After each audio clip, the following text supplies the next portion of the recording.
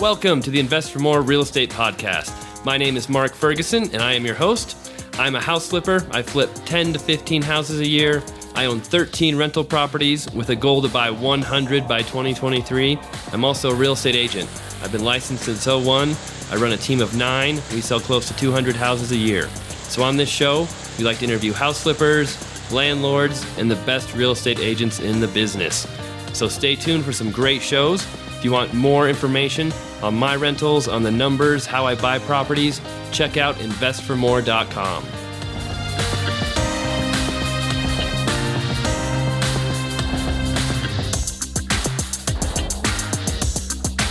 Hey everyone, it's Mark Ferguson with Invest for More. Welcome to another episode of the Invest for More Real Estate Podcast. Today I have a really cool guest on, Justin Gesso, who is my team manager, a real estate agent, helps manage my properties, went from the corporate world to being an entrepreneur and working on his own.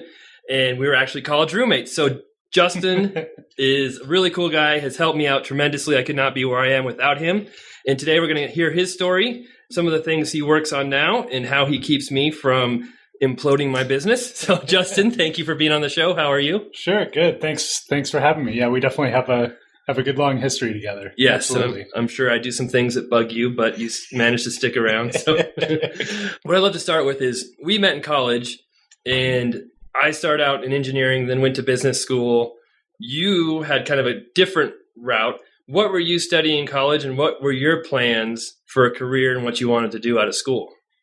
Yeah, I mean, what I was studying, it totally didn't matter, but I mean, I just had this, I think what a lot of us have growing up, where you just kind of go to school, keep going to school, go get a job, work really hard, work your way up, and everything will be okay. It's kind of what the previous generation was really big on. And so you grew up in like a totally different environment where your dad was an agent. He was doing flips. He's doing a lot of the stuff that's going on here and making money a lot of different ways and really variable ways, where I think it was always pushed to me, you want a good steady job. You got to go after the benefits, all that sort of stuff. And so when I went to school, I mean, my major was international affairs. It didn't really matter. I later went on to get my MBA, but I just followed that path without even really thinking about it. And I kind of looked down on real estate agents at the time. And I think you were thinking about being a CPA or something like that. And I was like, that just seems like a weird job. I didn't really understand why you were going that route. And so I kept on my path. And in fact, I thought I was doing really well. I started getting, I got like an entry-level job at a call center, and then kept working my way up. And pretty soon I was, managing global teams and doing great. And I kind of like got there. I felt like I was doing really well. I felt like I was making good salary. And then I kind of started it's like right when you get there, you start to kind of question, wait, is this really what I want to be doing with my life? And I think that happens to a lot of people, whether it's in their 30s or whatever it is. And that's when you and I came back together and really started talking and because you're kind of at an inflection point in your life too, with your dad quitting and some other things going on. And so we got together and started talking about what we were doing. And, I thought I was doing well. And then I heard how much you were making. And that was like totally eye-opening for me. I was just like, holy crap. I thought I was doing well, and then found out you were doing extremely well. And I don't even know if you knew you were doing that well or not. Because you got on we were having weekly calls. We just decided, like you and I both at the same time thought, we need to be doing some stuff to improve our life. And we were both starting to get into like some success books, stuff like that. And we're like, why don't we just meet up weekly, like a mastermind group? And we got hooked up with another guy I knew. And, both he and I were relatively young in our company. We're pretty high up. We're doing well. We thought we were making good money. And then we came in and started talking to you, and you were like making multiples more than us.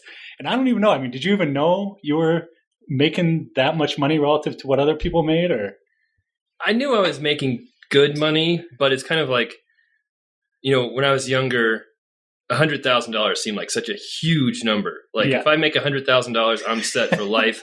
I never have to, worry about money again. Right. And then you get to $100,000, you're like, this is not very much money, especially when I have a family and bills and a house. And it's like, oh man. So then it's kind of like, if you're not really careful with how you spend money and what you do, you can keep increasing the amount you make, but it's really easy to keep spending just as much as you make. So I knew I was making more than most people and doing really well, but I also had a lot of expenses with the business, and rental properties were expensive. And so it didn't feel like I was at multiples over other people, even though I was, until I really kind of started investing that money better and doing more with that. But it's all relative. And I want to clear up a few things. I never wanted to be a CPA. Just so you know, that's accounting is not my thing. I wanted to work at a bank because I thought I'd make lots of money working at a bank, but I realized that's not really the case when you first start out at a bank. Right. And I never wanted to be a real estate agent either. Working not a with my CPA. Dad. What was I? Financial planner or something like that. Yeah. And being around real estate, I just never wanted to do that because I think most kids who are surrounded by that want to do something else. But then when I got to college, my professors drilled the same thing into my head. Get a steady job, go work for a corporation. If you work 80 hours a week, maybe you'll get high enough to, make good money. And then you can work 100 hours a week. After that, you get to those high levels. And I'm sitting there in class like, this is stupid. I don't want to work that much the rest of my life. So we started talking about all kinds of different things in the calls we did and your career. And at one point, I was in the process of really thinking about taking over my dad's business and buying him out. I'm like, how in the world could I ever do that on my own? There's so much going on. And out of the blue, I'm just like, hey, you want to come work with me?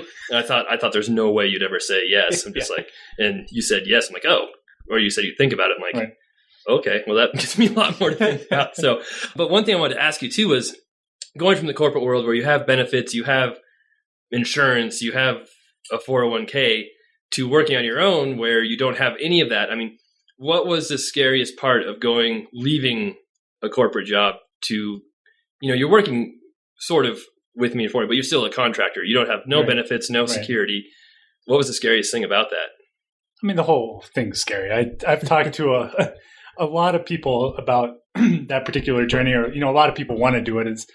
And so I, ask what's holding them back and stuff like that. I had this conversation a million times, and what I can say is we just kind of like whipped ourselves into such a frenzy. We're doing a lot of people see some of the mindset stuff on Mark's site, his books that he has.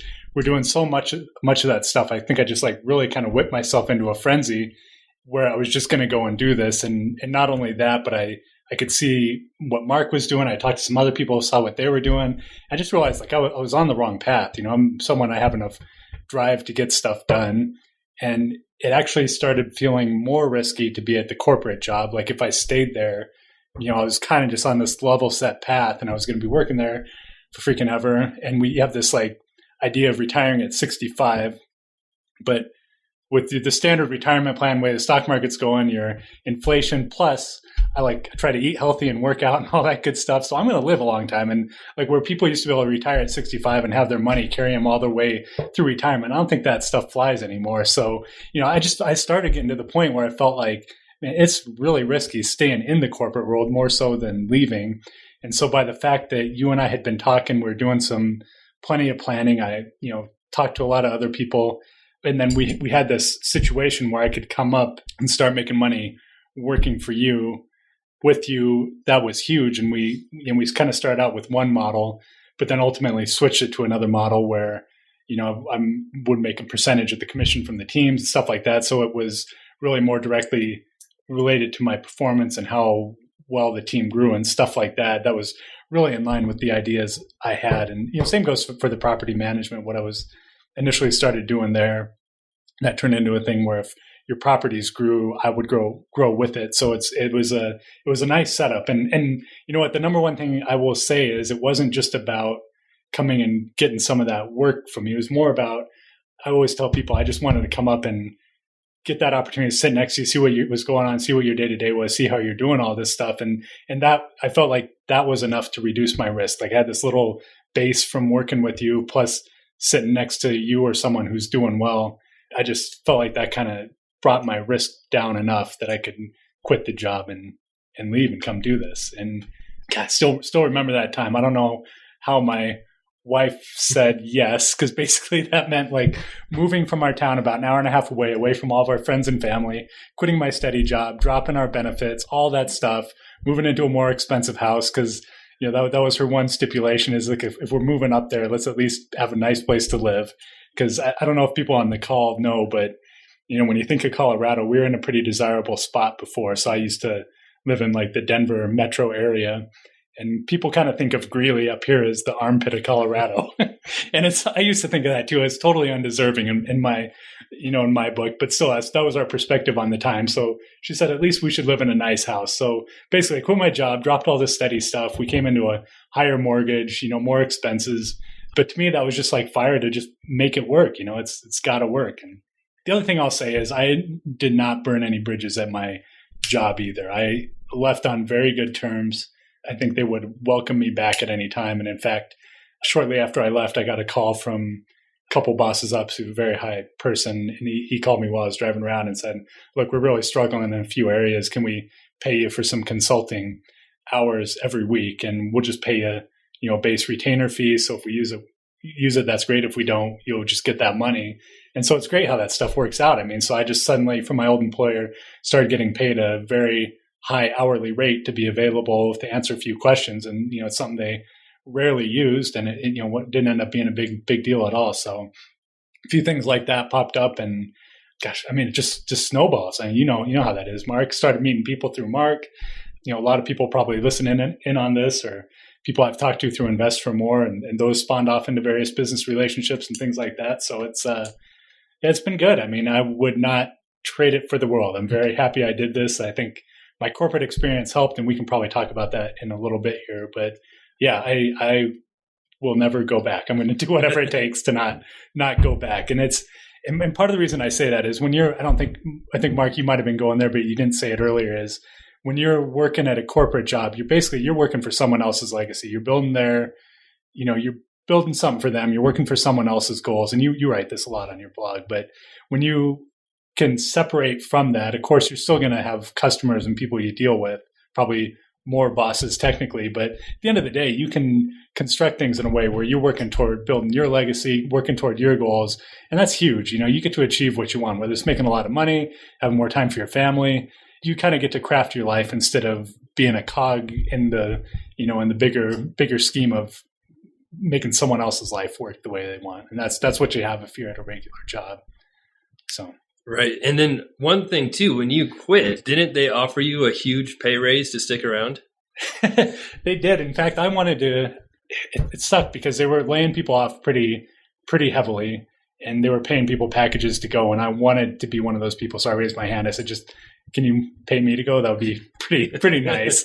But I was like in a higher performing category, and they said, no, we want to keep you around and we'll pay you a bonus. We'll do some other things, but we don't want to pay you to leave. So they paid someone else to leave, then I left, and then my department got in real trouble. So it's just total example of some bad bureaucracy in play. But yeah. And no, I love how you talk about how so many people think it's risky to leave the corporate world and leave the benefits and leave, what seems like a safety net, but at the same time, you have no control over your job. Just like you said, right. People are getting laid off left and right. And you don't know, maybe you think things are going great and you think you're in a good position, but if the company takes a massive hit or all of a sudden gets bought out or something, you might lose your job in 2 weeks. And then right. Where's your safety net? Where's your, how secure is that? Whereas when you go off on your own, coming to work with me, obviously something could have happened. It might not have worked out well. But at the same time, you're getting your real estate license. You're learning how to do things on your own, yes, not work for a boss or a company who has your whole life in its hands, basically. Right. Exactly.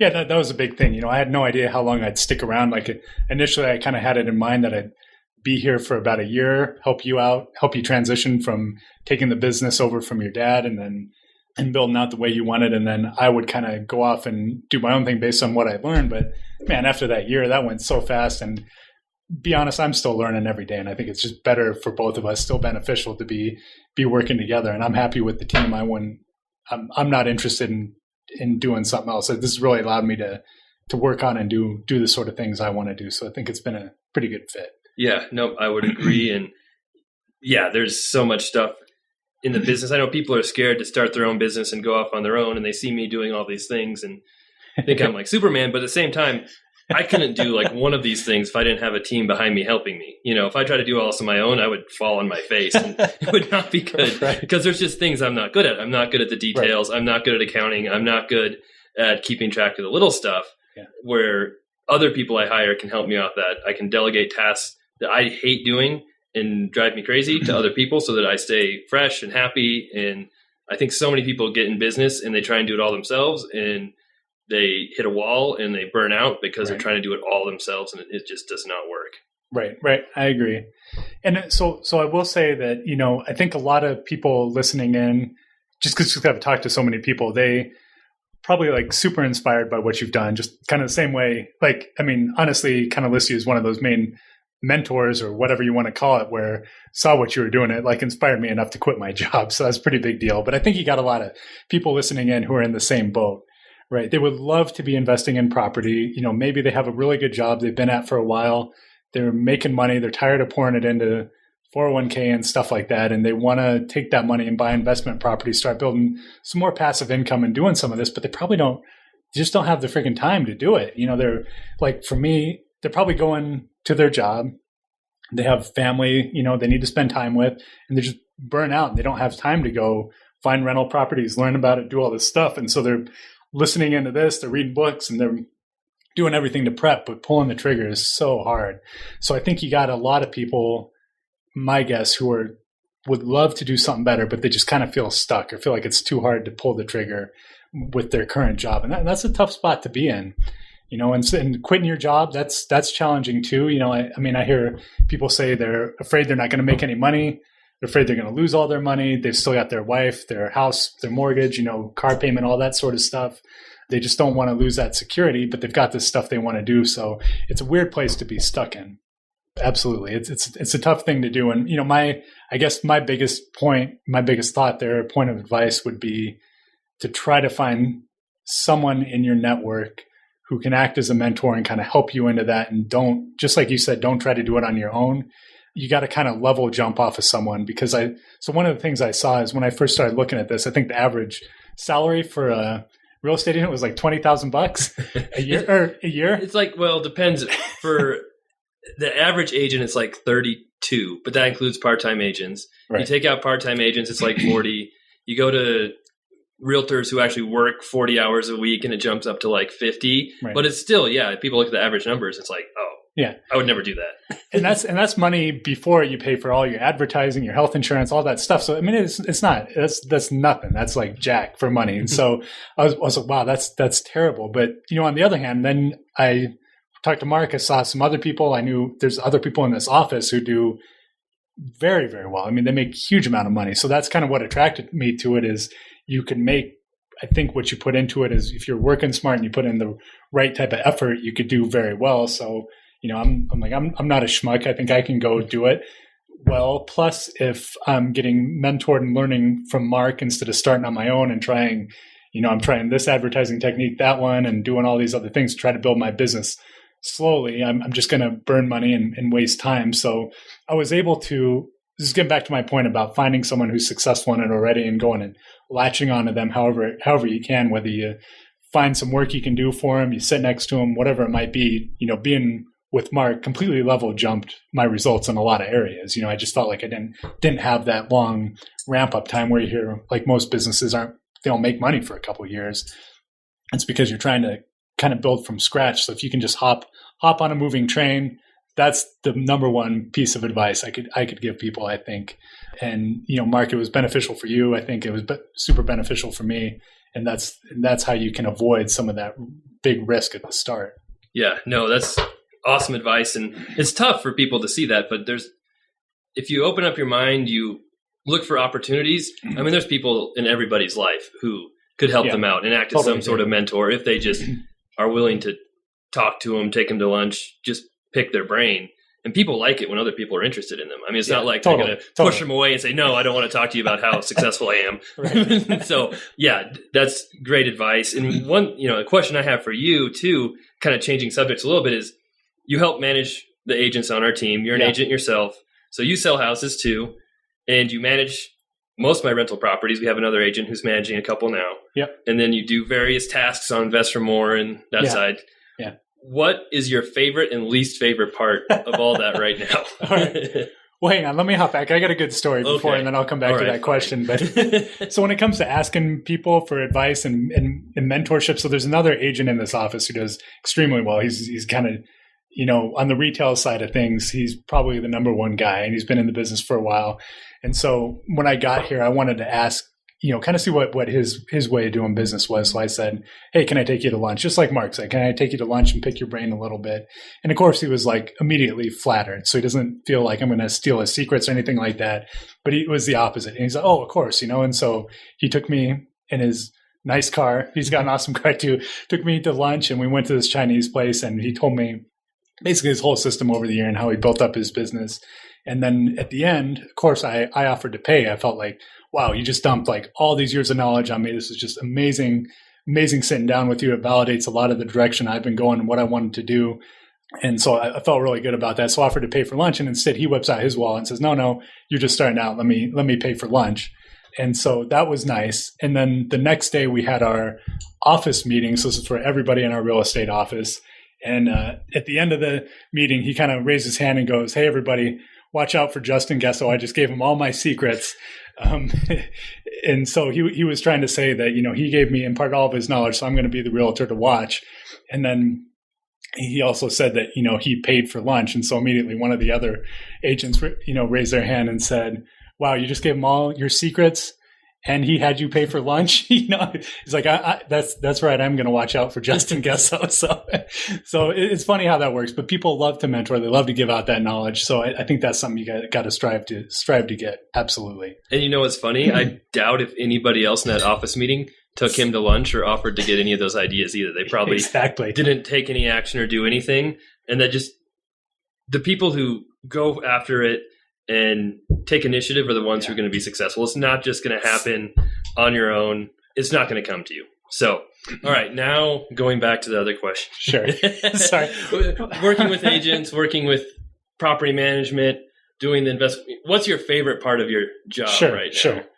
Yeah, so I do a few things for Mark, and the property management is a big up and down one for me. So you probably got a lot of people on here who are thinking about getting investment properties and trying to decide if they should manage it themselves or not. And that's a scalability factor, especially for you. You got a lot of properties and you want to do other things. You don't want to deal with it. And the other part about that is you need systems. You need to be strict. You need to be like really organized to be a property manager. And that's not your strength. Right. And that's fine. Totally fine. But it's good you recognize that. I mean, you just got to be super organized with that stuff. It's not my best strength, but I can definitely do it. So I would say I like property management. Okay. I like going out when someone is right for the place, finding them, they're good, they're paying, everything's happy. But man, there are some real losers out there. Sorry, I don't know if that's the right word for it, but there's some people I don't like dealing with. And if the property is rough and it's attracting the wrong crowd, it just doesn't feel like my scene. I don't like managing those properties as much. So if you're asking my least favorite thing, it's I don't know, what would you call those? Like class, like C-class, lower properties. Yeah, C-class rentals. I don't like managing those. Yeah. And we've talked about before, possibly opening up a property management company. Mm-hmm. And what if we manage properties for other people? I've had people ask me a number of times, hey, do you manage properties for other people? And after we looked at the numbers and the hassle and the work, it's just like, it's not worth it. Yeah, I think it would really drive us crazy. And you have to have so many properties to make it worthwhile that I don't think it's worth it unless that's your main goal is just to have 1,000 units you manage. Yeah. And so that was an initial thought. Like when I came in is maybe this is something that can grow and it's, start with yours, but expand that out and build a business around it. But I mean, you've got to have hundreds and hundreds of doors under management. The margins aren't that great. It's the effort and some of the stuff you got to deal with. I just don't like it. So that's my least favorite. My favorite, I love working with the team in your site. And let me clarify that a little bit. So I can even take a step back because like when Mark and I first started talking together, so this goes back before I joined the team and stuff, and we first started realizing how much money he was making, that he was doing some pretty exciting things. I think that's when we had the discussion. I'm like, man, people are going to love this. They will eat it up. You should start just writing some of these ideas down. And man, you took off took off on that. Like I couldn't believe. And you started, that's where Invest for More came from, is you like, who knew you'd be a writer? Like I had no idea. That's not what I thought at all. I wasn't really a writer. So. Well, you've turned into a good one. You got an awesome audience. A lot of people listen to you and stuff. So, I mean, you started writing about what you were doing, and sure enough, man, I mean, people just latched onto that. You just had a good writing style, very transparent, very informative, and personal. So that's just one of those things you get by. So we talked a little bit about mentors. Another big key here is getting with like that. We call it like a mastermind group, getting with some people who are all like focused on each other's success, meet once a week, and just start talking and bouncing around ideas. Cause like none of this stuff would have happened had we not started doing that. I guarantee it. I'd still be, I don't, who knows what I'd be doing, but I won't be doing this. And, maybe you would have gone down this path, but this is just one of those weird offshoots where you started doing it. You did really well with it, and it just caught on and just took off. And now like Invest for More is a huge deal for you and your readers and everything. So I love that. I love the scalability of it. I like working on it. I like seeing people respond, where this has gone. I mean, I'm still like shocked by what Invest for More has become. So I like that. I also really like working with the team. So another aspect I do, this goes for anyone who's a real estate agent, considering being a real estate agent, or, maybe you're looking to grow it. But at the time I came in, foreclosures were a big part of your business, Mark, and that selling foreclosures, and those really dropped off. And have been dropping off because prices are going up. So you needed to augment or replace that. And, you do that with traditional consumer sales, like working with buyers and sellers. Problem is, do you like working with buyers and sellers? No, I do not. Yeah. So that wasn't really, it's not like Mark wanted to go out and start chasing down buyer leads and stuff like that. So the alternative was getting the team to perform and start, filling in that sales gap. So that's part of what I took on too, is figuring out the systems and advertising and hiring and getting the right people on the team and all that sort of stuff. So I really like that aspect of it. And what I can tell people, if you're coming from a corporate job, just the fact that you've been around some pretty strict systems and quality, and you can approach a job in a systematic manner, you're going to be like head and shoulders above most real estate agents. And God, what were we talking about? Average real estate agent salary. I forgot where we were going, but I was kind of saying your competition's not that tough. You got a lot of people who are real estate agents today, and they do okay, maybe not great, but you can come in and you're going to be like better than 90% of them just because you have some of that corporate pedigree. And you're going to come in, you're going to be tracking your leads, you're going to be doing a lot of the basics that you just need to do. So big part of working with the team is just getting those systems in place. And like when we started, I was just on the hunt for what's a successful real estate system. I didn't want to come up with it on my own, but we found one, got it implemented, just in terms of how we get leads, how we nurture them, how we follow up, what we do every month, happy hours, all that sort of stuff. And we just kind of put it in place and executed on it. And I like that stuff. I mean, that's a lot of fun. Like what I like seeing is our real estate agents start to be successful super quick. Like you've mentioned it before, but one of our agents, he was working at Keller Williams. He started there and he did nothing for sales, like literally nothing, got real frustrated. So he came, interviewed with us, and like immediately started doing well. Within his first year, he was the number one buyer's agent in the whole office, which is like 40, how many people? 50 agents now, but at that time, probably 40. So that's awesome. I mean, that's a testament to A, the system, but B, the right person in there just executing and hustling on it. And he just did such an awesome job. So like, that's like super satisfying to me. And I almost do it to a degree at the expense. Like there's a lot of leads coming in, and I kind of step back and I want the team to feel like they're up and running and happy and on their feet before I take some of those, So I spent a lot of, when I first started taking leads and selling houses and stuff, I've kind of stepped back to make sure the team is feeling like they have more than they can handle, and they're doing well. And we just had another agent, just brand new, join the team, and he's already on his way to performing very well. 2 under contract, or just 3, started, 2? Yeah. 2, about to get his 3rd. Yeah. So in like a month. So that's pretty badass there too. Yeah. No, that's great. And then, just talking about the corporate world from the entrepreneurial world, Justin has a book coming out we're going to talk about too here soon. But as you can tell, he knows quite a bit about the transformation. And but piggybacking on that whole agent thing, I get so many questions, so many people saying, oh, there's too many agents, there's too much competition, I can't be successful. And that is like the farthest thing from the truth. Most of the agents you see are in the business because they don't want to work a full schedule. They don't want to have any bosses, anyone controlling their life. They just want to do their own thing. And they don't have the discipline to work in another environment, so they become an agent. And because of that, they don't have any discipline to make themselves work as an agent, so they barely work. They usually work from home. They don't call people. They don't return calls. And I would say, it's the 80-20 rule. Maybe it's even higher than that, where 80% of the or 20% of the agents make 80% of the money. It's probably closer to 90-10, where 10% of the agents make 90% of the money, because those are the agents working who have systems in place.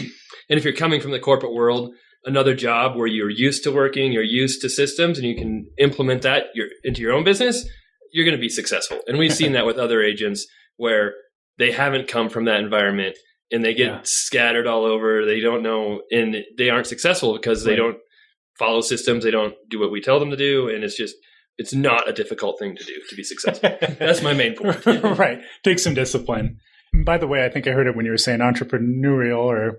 Yes. So I read in somewhere I was looking up, what are you supposed to do to prepare for a podcast? What's the best way to go with a podcast? And it said one of the key things in there, it said you should do your podcast you should have a shot of espresso and a beer. So to this podcast, I'm sitting here with Mark. I brought, a beer for each of us and a shot of espresso. So I'd love to hear from you guys in the comments if that's the right recipe for this, or Mark, or in general. If this is like better than the average podcast, let us know. And maybe this is a recipe Mark should take to every podcast. So you guys will have to let us know. I'm not sure if Justin's supposed to say that or not, but no, it's hard to say though too, because we both get along really well and have a good relationship. So, and we're sitting in the same room where most of the time I do my podcast, I'm staring at my computer screen as someone 1,000 miles away. So that helps as well. Right. Very cool. Right, so what was your question?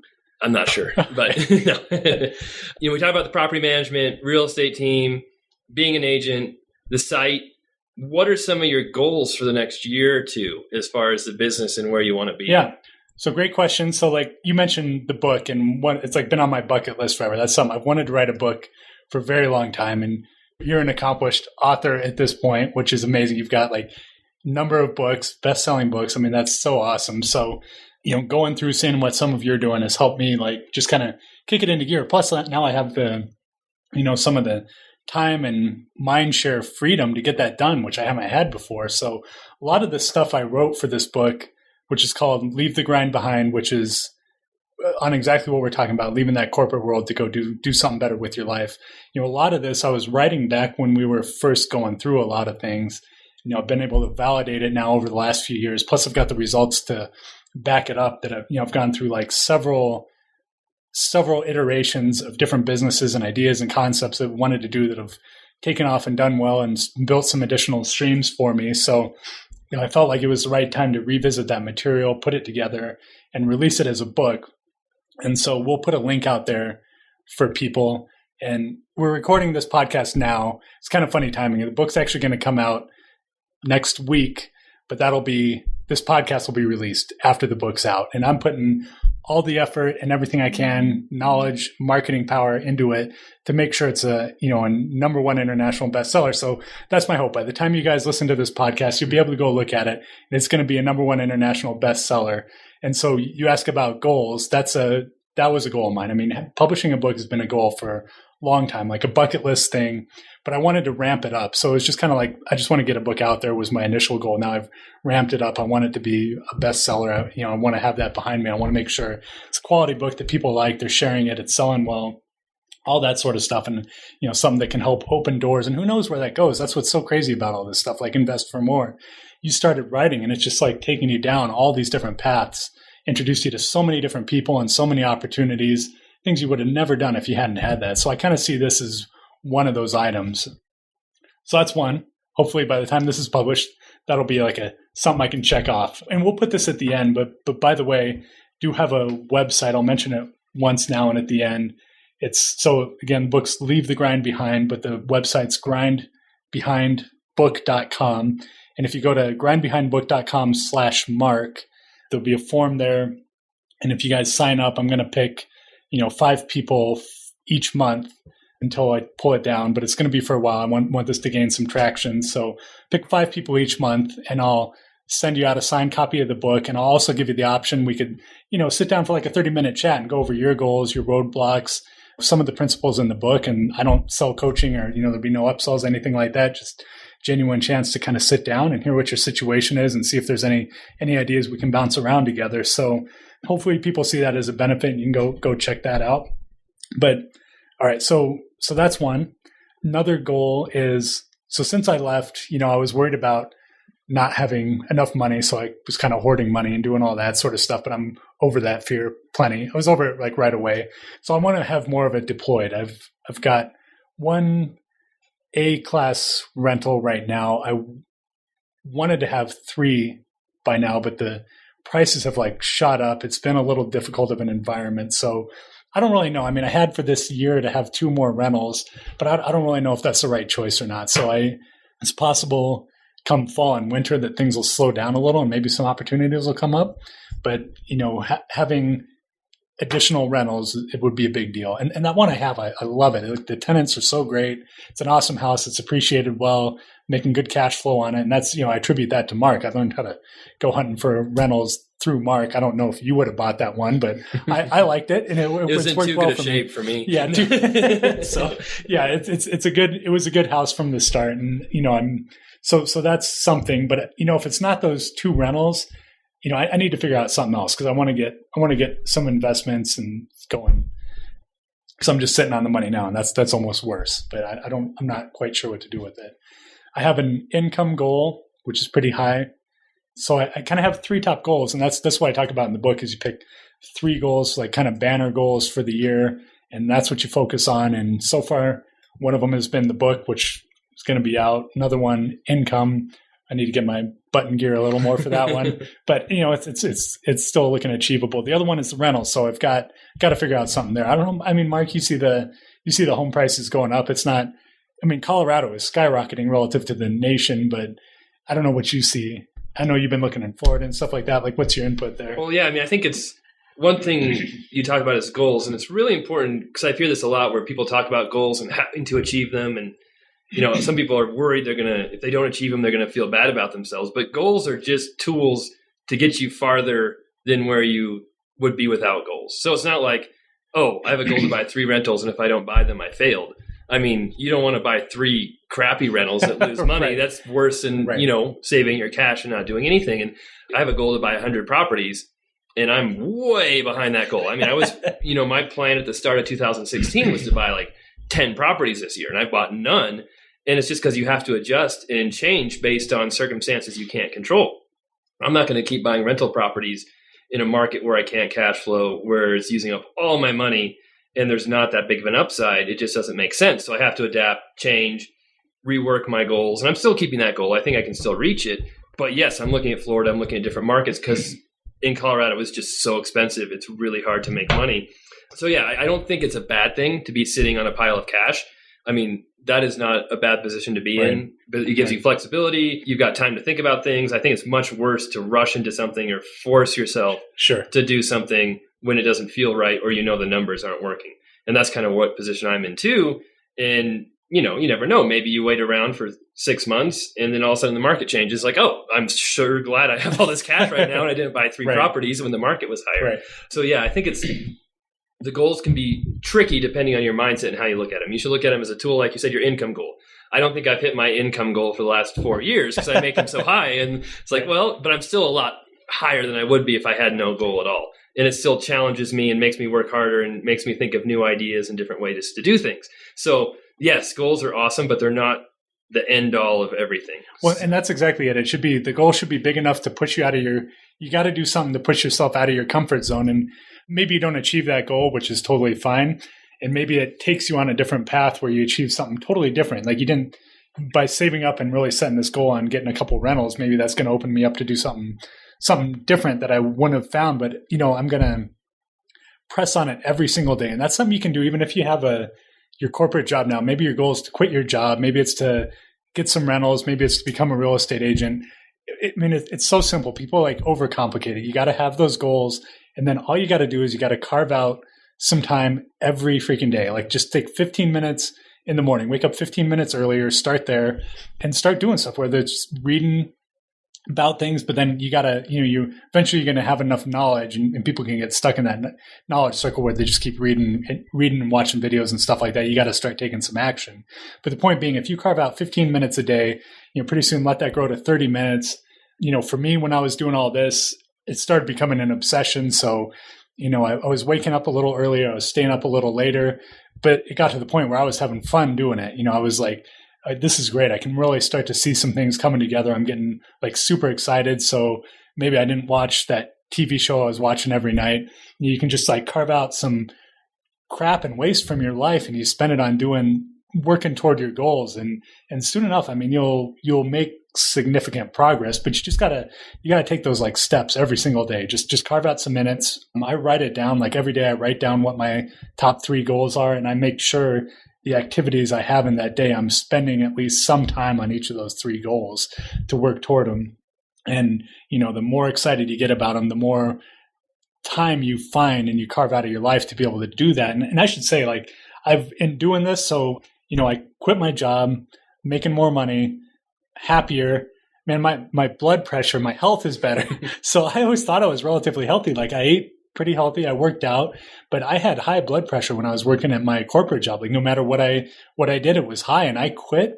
And literally, what was it, like next week or two? I think I told you. I went, my blood pressure was down, and I measured every once in a while. It's been down ever since. It went from like borderline to green. Like, it was amazing. It was such a good health indicator.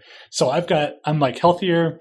I'm spending more time with my family. Like everything is trending right. And that's like a result of setting those goals and working on a little bit every day until I can, actually start to see the results. And by the time it was time to quit my job and do something big and move up here, it just felt easy. It wasn't a big deal. I'd already put in that effort into it.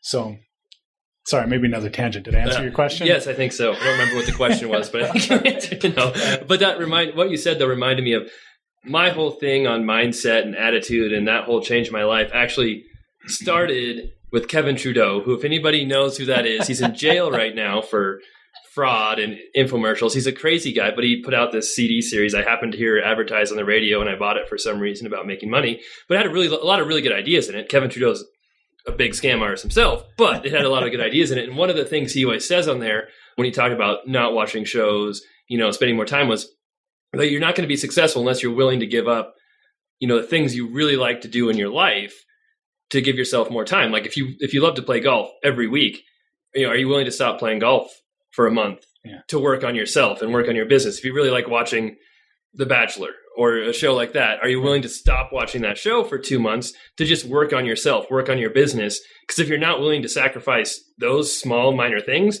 then you're not going to get very far in life, and you're just going to be stuck in the same place. Yeah. But people think they have no time. But if you write out a schedule of where you spend your time, you will find places where you can find time almost every day. Yeah, and that's a great point. I remember what kind of the question was now. So part of where I was going is you can cut things like that out to do something big, but you don't have to sacrifice your values. So you asked about my goals. Another component of that is values. So with all this, I wanted to make sure I was spending time with my family. In fact, more time than I was when I was at my corporate job. So it's not like in order to do this, I did not cut into the time with my family. I cut into time that was crap. Like I negotiated that I was going to work from home. That cut out like the drive time every day. I stopped doing a variety of activities. I got like super intense about working on only what delivered results from my job. So that cleared up a whole bunch of clutter time. Like you don't even realize all the kind of crap and non-value add stuff you do day in and day out. So I just like that was a goal for a while. Just figure out what's the non-value add stuff I can do. What's, is there time I'm wasting maybe watching some TV show? Is that really going to matter? Like at the end of my life, am I going to look back and say, oh boy, I was glad I watched that, episode of Top Gear? Or am I going to look back and say, man, I'm glad I did everything that led up to this? Like you look at the whole life picture. And so I started cutting out some of those, making those decisions, but I didn't sacrifice the values. I kept that like front and center. And I still, like, I'm sure I could be making much more money if I spent less time at home, less time with my family. Like I could be doing showings with buyers all night, every night, all weekend, but I don't do that. So, that's kind of been a principle from when I started. And I've actually been able to spend more time now because I've kind of set that as a baseline. And, in my job before, when it was in the corporate environment, I could have made more money and worked up in that company there, but I saw the path, and you're like married to the company. You're traveling.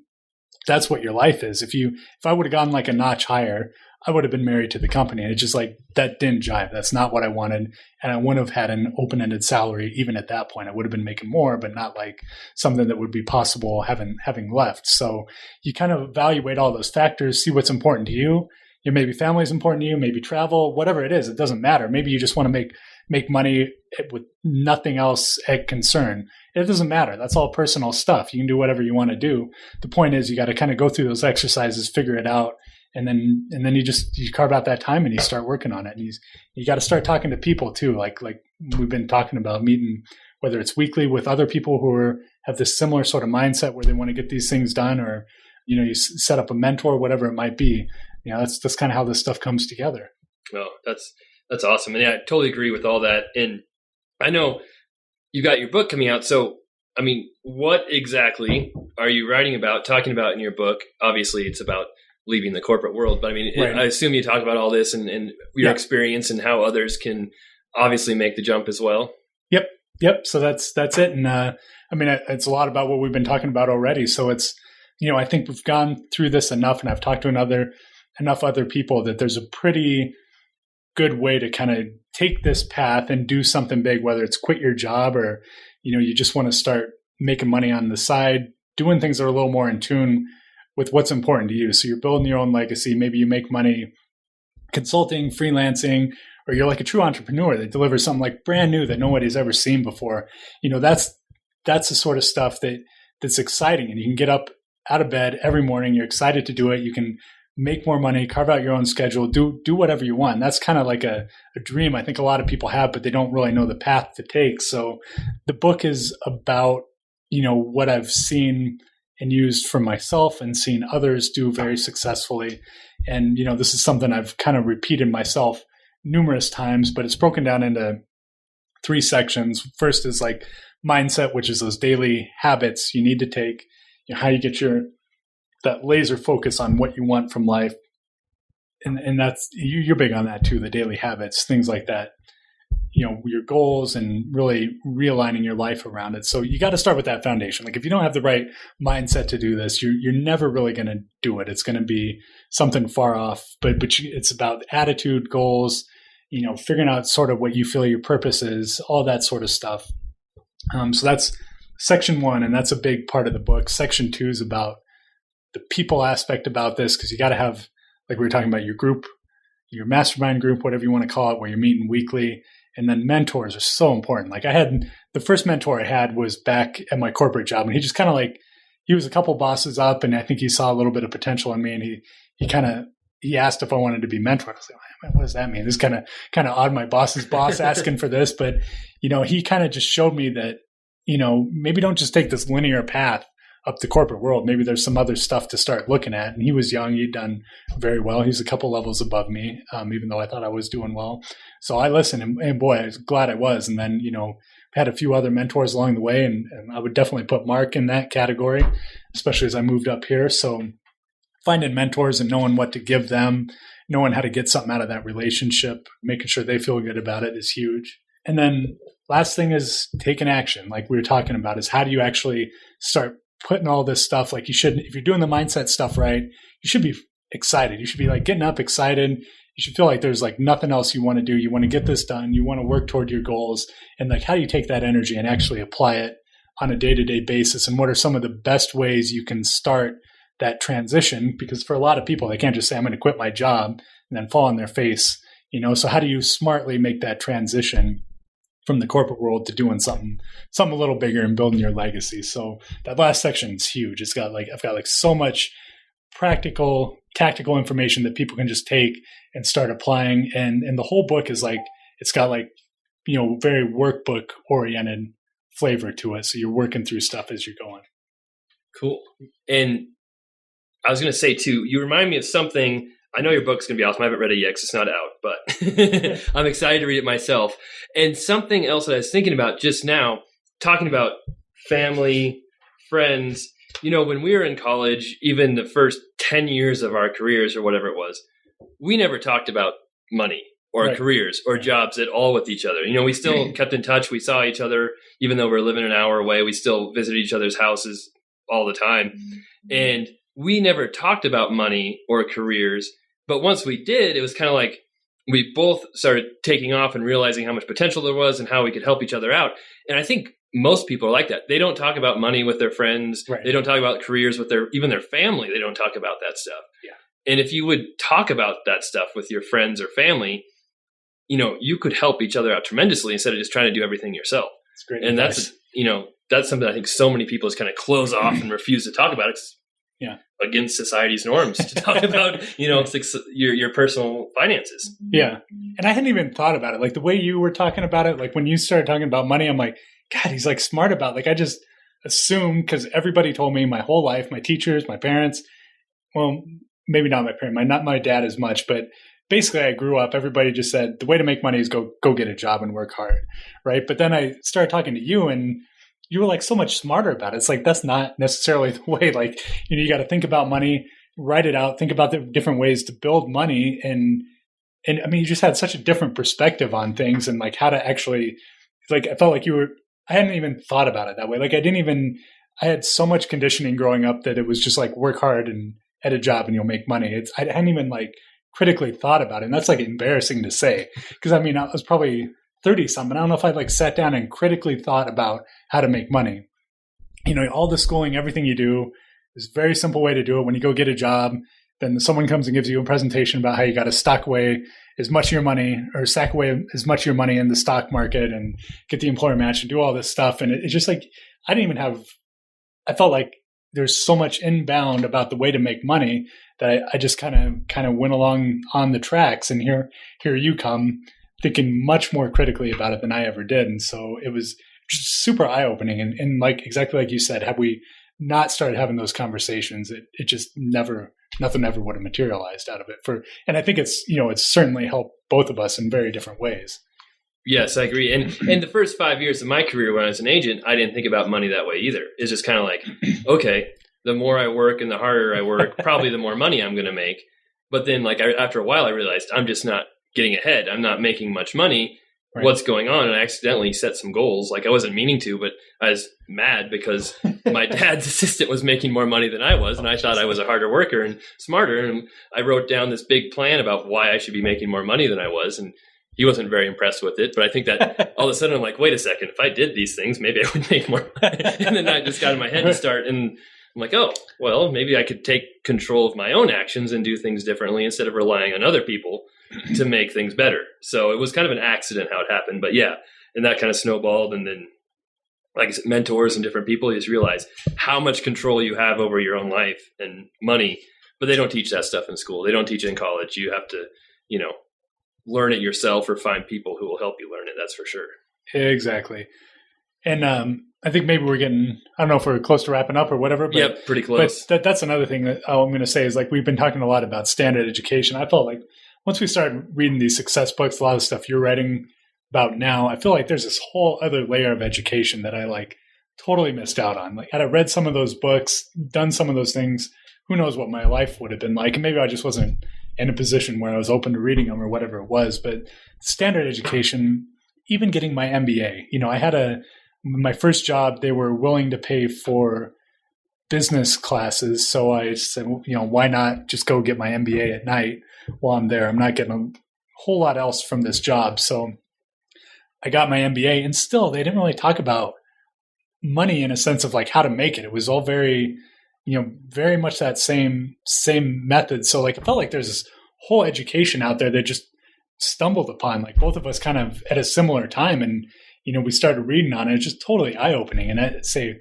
man, that was far more impactful than a lot of the stuff I learned in college. Not to say college was a waste of time or anything, but yeah, it's just so huge. And so I hope this book that I'm putting out, I think it's high quality. I think it's very good. And hopefully it falls into that category. It's like one of those things like, man, I wish I would have read this, as I was entering the workforce. And I'm glad I'm reading it now because it's, this is going to really change my perspective and give me some real actionable things I can start doing and applying to my life right now that'll help me live more what I want and not like working towards someone else's goals. So I think we'll put it on your website. But again, it's for those people who are interested in it, want to check it out.